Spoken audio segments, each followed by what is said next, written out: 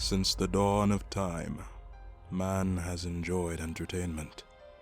From Homo erectus throwing rocks at each other to attractive men and women gyrating in a 16:9 format, the conquest for entertainment has not stopped and shows no signs of slowing down as the industry is worth an immense $2.51 trillion. Over time, a species of human known as le directeur has carved for themselves a piece of this pie as they create timeless classics. And today, I'm going to talk about a few of these classics in an attempt to finally become cultured.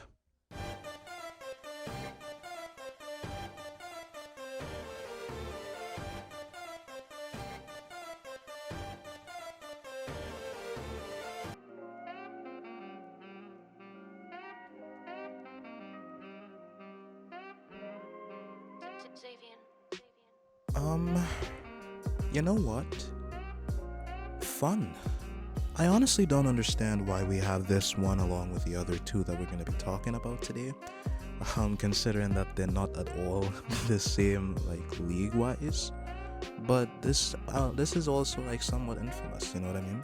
Compared to the other two, at least. It is a fairly recent movie. It does make sense why the age groups that rate it as highly as they do. I mean, it's a really enjoyable watch. Oh man, my favorite scene has to be near the end of the movie when they're in the final car chase, you know, and there's guns blazing, you know what I mean? They're in this heated chase down, I forget where the movie takes place in, and they're in limos riding, and it's a life or death situation, real serious stuff. But then the limo that our main guys are in already has an inhabitant. That's a drunk high school girl, and she's awoken by the commotion, and somehow it winds up with her trying to give one of the main guys, as he's in the heat of battle, mind you, just the gawk sloppy. That's enough internet for me today. I am going to wash myself with holy water to get rid of all the stupidity I saw today.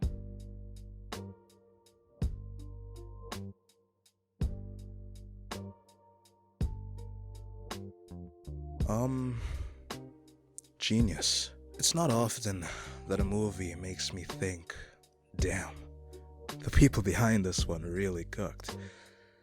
Because, I mean, usually I just accept the movie as a good movie with no real reason to look at the individual parts. This movie, it changed that. I've never been exposed to the genius that can be a great director and what they can bring to the movie. And that's what Quentin Tarantino did with this one. To quote my generation, he really did cook. I'm gonna be real. That's enough internet for me today. The movie shows itself out of chronological order, with the end still tying back into the beginning scene. The beginning scene wasn't even the beginning that we tie back into. We get to see what leads up to the beginning.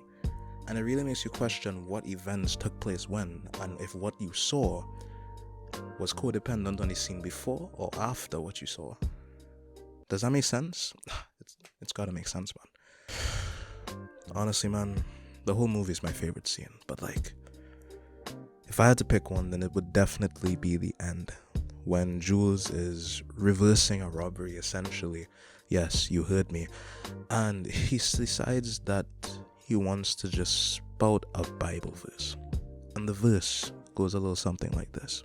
You read the Bible, Ringo? Not regularly, no. Well, there's this passage I got memorized. Ezekiel 25:17.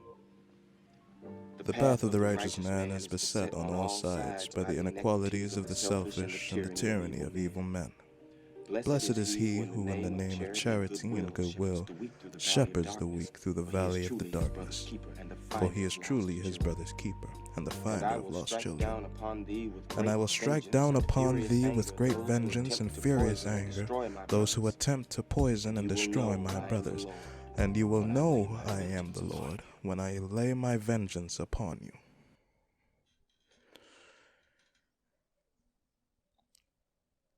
Need I say more?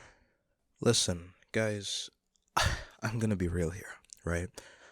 If there's any movie that you check out after this video, it's gotta be Pulp Fiction.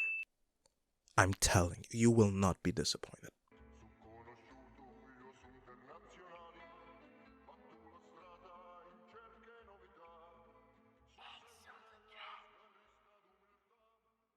It would most definitely have to be iconic.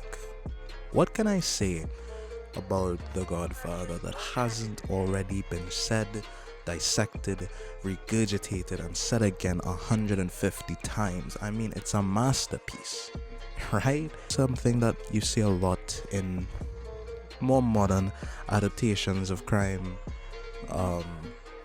like series and movies, is the sort of romanticization of that kind of life. The Godfather showed the good, but it also was never afraid to show the ugly at the same time. We see this guy who's a straight cut, good American guy in the army, wants to do his best, comes home for one day and he swears to himself that he's not going to be a part of the family.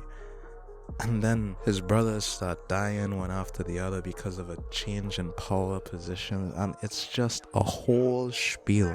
And I know that 3 hours is asking for a lot, but is it really when you're willing to watch 40 minutes of an episode of The Idol? Guys, right? Like, come on, man. Oh, I thought this was gonna be hard, but no. My favorite scene, once again, comes from the ending. A good thing to note, everybody, is that the endings of all of these movies have been great.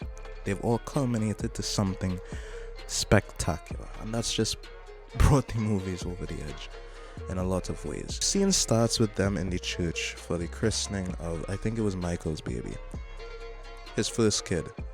And as the priest is blessing him, he's like, in the name of the Father, or in nombre del Padre. You just see all the mafia bosses that we were introduced to in the past just get whacked to the beat of the priest giving the christening. I've never seen anything like that. It was such a cold scene. Do we need to talk about Godfather 2 and 3? No, we don't. Godfather 1, that's all you need to know. That's all you need to watch. That's all I watched. Well, that's gonna do it for today. I don't know what you want from me, guys, right?